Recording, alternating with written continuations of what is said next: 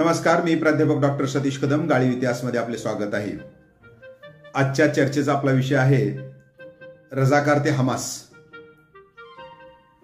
तर या चर्चेला सुरुवात करीत असताना आपल्याला हैदराबाद मुक्ती संग्रामाच्या माध्यमातून आपण गाळीव इतिहासवर रजाकार या संघटनेविषयी खूप काही माहिती दिली आहे. मात्र तरी सुद्धा जाता फक्त उजळणी आपण करूया आणि आपल्याला याच्या दोघांची तुलना याच्यामध्ये आपल्याला करायची, याच्यातून साध्य काय होतं या बाबीत आपल्याला पाहिजे. तर त्यानुसार 1927ला जे हैदराबादचा निजाम आहे त्याच्या राज्यामध्ये जे एक संघटना स्थापन झाली होती, मजलिस-ए-इत्तेहादुल मुसलमीन. त्यानंतर या संघटनेची आणखी एक शाखा 1940 साली स्थापन झाली. त्याचीच उपशाखा ज्याला आपण म्हणता येईल स्वयंसेवक म्हणून. त्या संघटनेचं नाव होतं रजाकार. रजाकार म्हणजेच व्हॉलेंटियर. तर या संघटनेचं ध्येय काय होतं? सुरुवातीला मजलिस-ए-इत्तेहादुल मुसलमीन संघटना ही या मुस्लिम समाजाच्या उन्नतीकरता, त्यांना मदत करण्याकरता सामाजिक संघटना म्हणून पुढे आली. मात्र त्यानंतर 1940ला ज्यावेळेला बहादूर यार जंग यांनी रजाकार नावाची संघटना स्थापन केली आणि त्यानंतर या हैदराबाद स्टेटमध्ये इस्लामी राज्य निर्माण करणं, या निजामाचं राज्य त्या ठिकाणी निर्माण करणं, अशा प्रकारची त्या ठिकाणी चर्चा सुरू केली. आणि त्यामुळं ज्यावेळेला पुढे चालून आपण बघितलं 1946 साली जो कासिम रजवी असतील, त्या कासिम रजवीचं नेतृत्व या संघटनेच्या वर आलं. आणि त्यानंतर मात्र जो 1946 ते 48च्या दरम्यान या संघटनेनं हैदराबाद संस्थानामध्ये, म्हणजेच त्याच्यामध्ये आपला मराठवाडा येत होता, तेलंगणा आहे, कर्नाटकचे 3 जिल्हे होते, आंध्र प्रदेश आहे. तर या प्रदेशामध्ये 1946 ते 48 अतोनात अशा प्रकारचा उच्छाद मांडला. रजाकारांची जर फौज आपण पाहिली तर 2 लाख ते 5 लाखाच्या आसपास निर्माण झाली आणि प्रत्यक्षात जो निजाम आहे त्याची फौज फक्त 38,000 होती. पगारी नोकर देऊन आजच्या होमगार्ड सारखं सुरुवातीला यांचा गणवेश, त्यांचा असणारी भरती त्या पद्धतीची होती. मात्र त्यानंतर यांनी पूर्ण या निजामाचा ताबा घेतला आणि त्यामुळं झालं असं की त्याच्या माध्यमातून एक इस्लामिक राज्य निर्माण करणं हे ध्येय ठेवून ज्यावेळेला ज्याला आपण अतिरेक म्हणता येईल, अतिरेक व्हायला लागला. आणि या अतिरेकाच्या माध्यमातूनच पुन्हा अनेक अशा प्रकारच्या चळवळी, अनेक अशा प्रकारचे अत्याचार त्या ठिकाणी झाले. एवढंच नाही तर ज्यावेळेला भारताचा दबाव या निजामावर वाढायला लागला तर त्यावेळेला नोव्हेंबर 1947ला स्टील स्टे अग्रीमेंट त्या असणाऱ्या भारत सरकारने त्यांना सोपवलेलं होतं आणि सांगितलं होतं की स्टील स्टे अग्रीमेंट म्हणजेच एकंदर आजच्या काश्मीरसारखी कदाचित परिस्थिती निर्माण होऊ शकली असती. काही अधिकार, स्वायत्तता या निजामाला देऊन तसंच त्याचं राज्य काही दिवस ठेवायचं, अशा प्रकारची सूचना घेऊन स्टीलचे अग्रीमेंट पुढे आलं होतं. मात्र किंवा जैसे ते करार आणला होता, मात्र तेही या असणाऱ्या कासिम रजवीला मान्य नव्हतं, रजाकार संघटनेला मान्य नव्हतं. पूर्णपणे हैदराबाद संस्थानवर या रजाकाराचा किंवा एकंदर मुस्लिम सत्तेचा त्या ठिकाणी अंमल निर्माण करणे हे त्याचं ध्येय होतं. साहजिकच आहे, रजाकार संघटना ही एक प्रकारची त्या कालखंडातली, म्हणजे ज्याला आपण अतिरेक करणं, अतिरेकी असा शब्द लगेच त्यावेळेला नव्हता, मात्र अतिरेक करण्याची संघटना निर्माण झाली आहे. आणि साहजिकच आहे, त्याला पाकिस्तानचा पाठिंबा होता आणि यामुळं या असणाऱ्या लोकांनी उच्छाद मांडला. मात्र आपल्याला इतिहास माहीत आहे की एवढी मोठी वल्गना करणारं हे जी काही रजाकार संघटना आहे, रजाकार संघटना ज्यावेळेस 13 सप्टेंबर 1948ला भारतीय सैन्याने या असणाऱ्या हैदराबाद स्टेटवर ज्यावेळेस आक्रमण केलं विलीन करण्यासाठी, तर त्यावेळेला खूप वल्गनाती करायची संघटना, आम्ही असं करतो तसं करतो, आपला असिफिया झेंडा दिल्लीच्या लाल किल्ल्यावर त्या ठिकाणी फडकवायचा आहे, अशा प्रकारची घोषणा करणारे रजाकार प्रत्यक्षात ज्यावेळेस भारतीय सेना रणगाडे, वरच्या बाजूला हवाई फायर किंवा हवाई जहाज आणि जमिनीवरला मारा यानं ज्यावेळेस हल्ल्याला सुरुवात केली, तर त्यावेळेला रजाकारांनी विशेष अशा प्रकारचा प्रतिकार दिल्याचं उदाहरण आढळून येत नाहीये. 224 वर्षाचं या असणाऱ्या निजामाचं जे शासन होतं फक्त 109 तासामध्ये त्या ठिकाणी संपलं. 109 तासामध्ये सुद्धा आपण जर पाहिलं तर जवळपास 15 तासाचा तर या असणाऱ्या सैन्याचा प्रवास होता. कारण सोलापूर नगर असेल, तिकडे नागपूर असेल, अशा प्रकारचं ज्यावेळेस याच्यावर आक्रमण व्हायला लागली तर त्याला तो प्रवास काढलेला आहे. म्हणजेच 1 दिवसामध्ये हे जे शासन आहे तो कोलमडून पडलं. त्यामध्ये रजाकारांनी विशेष प्रतिकार केलेला नाही आहे आणि जर केला असेल तर त्याच्यामध्ये त्यांचेच बळी गेले. त्यामुळं 50,000 ते 80,000च्या आसपास किंवा कदाचित लाखाच्या आसपास हे रजाकार त्याच्यामध्ये मृत्युमुखी पडले. मात्र त्यानंतर आपण पाहिलं की या 17 सप्टेंबर 1948ला निजाम स्वतंत्र झाल्यानंतर त्यानं जी स्टेटमेंट दिली होती किंवा त्यानं जे सांगितलं की कफलक माणसाच्या नादी लागून मी चूक केली, म्हणजेच कफलक कुणाला म्हटलंय त्यानं, या रजाकार संघटनेचा प्रमुख होता कासिम रजवी, त्याला त्यानं कफलक म्हटला आणि माझं शासन गेलं, माझं राज्य गेलं, अशा प्रकारची त्यानं स्टेटमेंट आपली दिलेली होती. साहजिकच आहे, कासिम रजवीने सुद्धा आपण पाहिलं की कुठल्याही प्रकारचे संघटनेने त्याच्या काम केलं नाही किंवा जे ते काही वल्गना करत होता ते केलं नाही आणि शेवटी त्याला जेल भोगावं लागली आणि जेल भोगून तो पाकिस्तानला निघून गेला आणि त्याही ठिकाणी त्याला प्रतिष्ठा मिळाली नाही. 1970ला त्याचं निधन झालं. सांगायचा उद्देश हाच होता की कुठल्याही अतिरेकी संघटनेच्या माध्यमातून ध्येय जे असेल साध्य होत नसतं.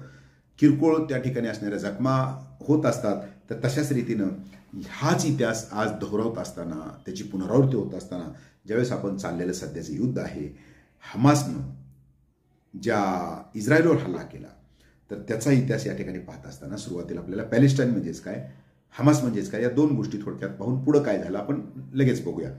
तर पॅलेस्टाईनचा जो भाग आहे, म्हणजेच ज्यावेळेस आपण पाहतो भूमध्य समुद्र आणि जॉर्डन नदी याच्या दरम्यानचा एक छोटासा जो भूभाग आहे, त्या भूभागाला आपण पॅलेस्टाईन अशा प्रकारचा शब्द वापरतो. पॅलेस्टाईन खऱ्या अर्थानं तर याची निश्चित सीमा नाही, वारंवार आक्रमणं होत असतात आणि त्याची सीमा बदलत राहते. त्याच्याच बाजूला आपण पाहिलं आहे की इस्रायलसारखं तगडं राष्ट्र त्या ठिकाणी आहे.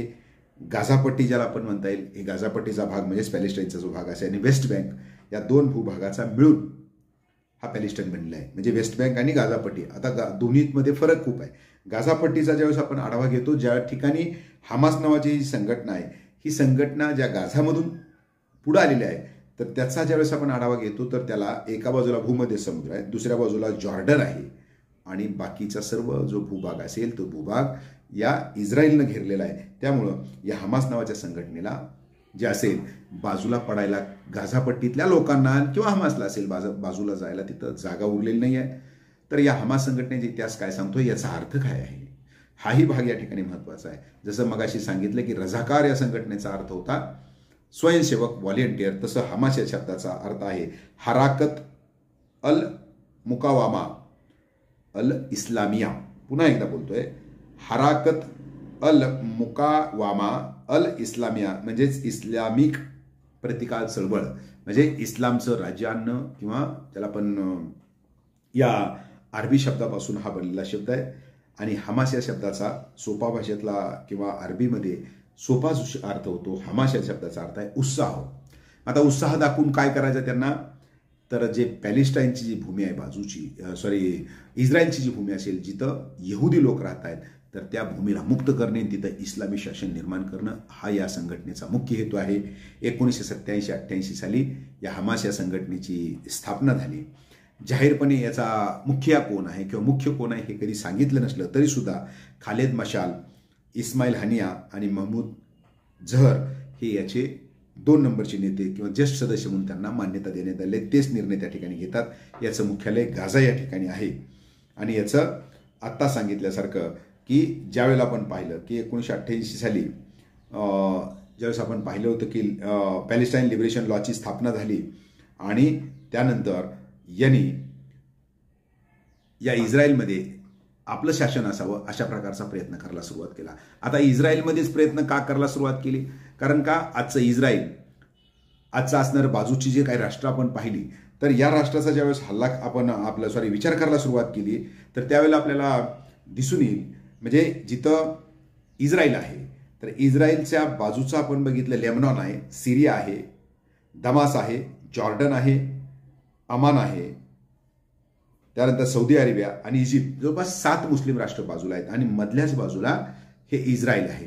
आता इस्रायल हे जूची भूमी आहे. खरं तर हा जो भाग आहे या भागाला त्या ठिकाणी म्हणजे हा जो भूभाग पूर्णपणे भाग ज्याला आपण इस्लामिक भूमी म्हणून सुद्धा या लोकांना वाटते की आपण या ठिकाणी ही इस्लामिक भूमी आहे. आणि म्हणून सुद्धा इथं मध्येच 1948 साली ज्यावेळेला या इस्रायल देशाची निर्मिती झाली तेव्हापासून हा झगडा पूर्णपणे चालू आहे. आता त्यानंतर हा झगडा जरी म्हणजे याच्यातला वादविवाद जरी चालू असला तरी सुद्धा ही हमास संघटना पुन्हा त्यानंतर आली 1987-88ला. आणि या हमास संघटनेनं ज्याला आपण दहशतवादी संघटना म्हणून याला सर्वांनीच मान्यता दिली आणि सर्वांनीच विरोध केला असं होत नाहीये. कारण का की 2018 साली संयुक्त राष्ट्रामध्ये हा प्रश्न आलेला होता आणि त्या ठिकाणी हमासला दहशतवादी म्हणून ठरवण्याचा जो ठराव होता तर तो ठराव या असणाऱ्या संयुक्त राष्ट्रानं नाकारलेला आहे. म्हणजे हे एक महत्त्वाचा भाग आहे की 1988 साली हा ठराव नाकारलेला आहे. म्हणजे त्यानंतर जरी तसं असलं तरी सुद्धा जगामध्ये हमासवरून 2 गट पडले. कॅनडा आहे, युरोपियन स्टेट सगळे, इस्रायल आहे, जपान, अमेरिका यांनी मात्र या हमासला, त्याच्यामध्ये फ्रान्स वगैरे बाकीच्यांची पुन्हा भर पडलेली आहे, हमासला दहशतवादी संघटना म्हणून घोषित केलेलं आहे. याच्यामध्ये ऑस्ट्रेलिया असेल, न्यूझीलंड, पॅराग्वे, युनायटेड किंगडम यांनी फक्त म्हणजे त्यांच्या दहशतवादी चळवळीचा विरोध केला आहे किंवा तशा प्रकारे पूर्ण उघड भूमिका घेतली नाही. मात्र ब्राझील आहे, चीन आहे, इराण, नॉर्वे, कतार, रशिया, सिरिया, तुर्कस्तान या देशांनी हमासला दहशतवादी संघटना मानलेलं नाही आहे. त्याच्यामध्ये महत्त्वाचं आहे चीन आणि आणखी एक देश आहे रशिया. म्हणजे या दोघांनी यांना दहशतवादी म्हटलेलं नाही आहे. याचा अर्थ असा होतो की जे गुप्त शस्त्रास्त्र असतील हे मात्र चीन आहे, इराण आहे आणि रशिया यांच्या माध्यमातून जाऊ शकतात. हाही एक त्या ठिकाणी महत्त्वाचा भाग आहे. मात्र त्या माध्यमातून ज्यावेळेस आपण पाहिलं की यांच्यामध्ये जी काही भांडणं या ठिकाणी होतात आणि या भांडणामुळं ज्यावेळेला ही जी काही अशा प्रकारच्या चळवळी, अशा प्रकारच्या हालचाली त्या ठिकाणी होतात तर त्या हालचालीमुळंच म्हणजे 2 देशातले जे संबंध असतील ते 2 देशातले संबंध त्या ठिकाणी बिघडलेले आपल्याला दिसतात. आता हे संबंध का बिघडले आणि काय आहे प्रकार याचा ज्यावेळेस आपण आढावा घेतो, मगाशी सांगितलंय तुम्हाला की पॅलेस्टाईनचा जो भाग आहे पूर्णपणे अरबस्तान किंवा पठाणांचा हा प्रदेश संपूर्ण बाजूला मुस्लिम राष्ट्र आणि मध्येच एक यहुदी राष्ट्र, वेगळ्या धर्माचं राष्ट्र, तर ते नसावं, ते बाहेरून पुन्हा त्यानंतर आलेले आहेत. 1948ला देशाची निर्मिती झाली आहे अशा प्रकारे यांचं म्हणणं. आणि त्यामुळं अंतर्गतपणे ही जी काही गाझापट्टी असेल त्या गाझापट्टीला धड मान्यताही नाही आणि तिथं असणारी हमास नावाची संघटना आहे, या हमास संघटनेला अप्रत्यक्षपणे मदत करून इस्रायलवर आक्रमण करणं, इस्रायलवर वारंवार त्यांनी आक्रमण करून आतापर्यंत 1000 लोकांचे बळी त्या ठिकाणी घेतलेले आहेत हमासनं. मात्र त्याच वेळेला ज्यावेळेला इस्रायलची घोषणा आहे की ज्या भूमीमध्ये किंवा ज्या वेळेला यहुदीचं रक्त सांडलं जातं त्यावेळेला त्याचा 10 पटीनं बदला त्या ठिकाणी घेतला जातो किंवा ती भूमी ही यहुदींची असते, अशा प्रकारची इस्रायल राष्ट्राची घोषणा आहे. आणि त्यामुळं ही 5-5 राष्ट्र एकत्रित येऊन इस्रायलवर हल्ला करण्याचा प्रयत्न केला. मात्र नुकसान त्यांचंच त्याच्यामध्ये झालं. अजून पॅलेस्टाईनचा जास्त भूभाग या इस्रायलने जिंकून घेतला. त्यामुळे आता आपण पाहिलं की परवा झालेला जो हल्ला असेल या हल्ल्यामध्ये सुद्धा ज्यावेळेस हमास नावाच्या संघटनेनं अचानकपणे हल्ला केला आणि तिथल्या असणाऱ्या निरपराध लोकांची हत्या त्या ठिकाणी घडवून आणली तर त्यावेळेला निश्चितच त्यांचं नुकसान झालं इस्रायलचं. मात्र जो त्यांच्यावर जो अटॅक आज झालेला आहे तर त्याच्यामध्ये मात्र प्रचंड अशा प्रकारची हानी गाझापट्टीतल्या लोकांची आहे. यातून मला एकच सांगायचं होतं की दहशतवादी संघटनेचं काम काय. जसं रझाकार संघटना म्हणते की इथं आपल्याला दिल्लीच्या लाल किल्ल्यावर निजामाचा आसिफिया झेंडा फडकवायचा आहे, तसं हमास म्हणते की इस्रायलमध्ये आपल्याला मुस्लिम राष्ट्र आणायचं आहे. तर याच्यातलं आपण जर साम्य पाहिलं तर अशा प्रकारचे अतिरेकी विचार पूर्णत्वास त्या ठिकाणी जात नसतात. त्याच्यामध्ये जसं रझाकार संघटनेमध्ये आपण पाहिलं की सुरुवातीला रझाकारांनी सर्वसामान्य हिंदूंची कत्तल केली आणि स्वातंत्र्य मिळाल्यानंतर जी काही रझाकार संघटने ते प्रमुख माणसं होती ते पाकिस्तानला पळून गेले, जिकडे तिकडे गेले. मात्र त्याच्यामध्ये सुद्धा पुन्हा त्यानंतर लष्कर असेल आणि हिंदूकडून सर्वसामान्य मुस्लिमांच्या या ठिकाणी कत्तली झाल्या. तसंच या ठिकाणी हमासच्या बाबतीत आपण जर पाहिलं तर इस्रायलवर असंघटितपणे त्या ठिकाणी हल्ला करणं, जे इस्रायलसारखं अतिशय बलाढ्य अशा प्रकारचं राष्ट्र आहे, एकाच वेळेला 5-5 राष्ट्रांनी आक्रमण केल्यानंतर सुद्धा ते मागं सरकत नाही. त्यावेळेला हमाससारखी एखादी संघटना असेल तर त्यातून फार काय साध्य होईल असं निश्चित त्या ठिकाणी वाटत नाही आहे. मात्र दुसऱ्या बाजूला ही हमाससारख्या संघटनेवर या इस्रायलने आक्रमण करून जरी तो भूभाग मिळवला असला किंवा मिळवेल कदाचित, मात्र तरीसुद्धा हमाससारखी संघटना, दहशतवादी संघटना नाव बदलून पुन्हा एकदा त्या ठिकाणी पुढे येत असतात. त्यामुळे हमाससारख्या या कडव्या अतिरेकी संघटनेचाही नायनाट त्या ठिकाणी होणार नाही हेही निश्चित आहे. मात्र तरीसुद्धा याच्यातला सारासार विचार केल्यानंतर अशा प्रकारच्या चळवळीमध्ये सर्वसामान्य माणूस भरडला जात असतो हा भाग या ठिकाणी मला सांगायचा होता. त्यामुळं तो रझाकार असेल कदाचित किंवा हमास असेल, दोन्हीचं ध्येय टोकाचं असतं, मात्र याच्यामध्ये सर्वसामान्य माणसं भरडली जातात. आपण पाहिलं होतं इस्रायलवर हल्ला केला त्यावेळेला लहान मुलांची या हमासच्या लोकांकडून जाळून हत्या केलेली. अतिशय क्रूरपणे या महिलांना त्या ठिकाणी कशाप्रकारे त्यांनी वागवलं, त्यांचं अपहरण त्या ठिकाणी केलं, म्हणजे सर्वसामान्य माणसं त्याच्यामध्ये तडपली गेली. मग आता इस्रायलनं हल्ला केल्यानंतर सुद्धा तशाच प्रकारे या गाझा पट्टीतील सर्वसामान्य माणसाचे बेहाल त्या ठिकाणी होत आहेत. त्यामुळे कुठल्याही प्रकारची अतिरेकी कारवाई या संघटित कारवाया नसतात. ठराविक वेळेपुरता त्यांचा जो काही जोर असतो तो दिसतो, मात्र ते पूर्णत्वात जात नसतात. हे ह्यातून महत्त्वाचं होतं. त्यामुळं इस्रायलचा किंवा हमास असेल किंवा इथं असणारी रझाकार संघटना असेल, या अतिरेकी विचाराचे असतात आणि त्याचे परिणाम हे निश्चितच वाईट असतात. हाच भाग या ठिकाणी महत्त्वाचा आहे. हा व्हिडिओ आपल्याला कसा वाटला निश्चितच सांगा, कमेंट करा, लाईक करा, शेअर करा. धन्यवाद.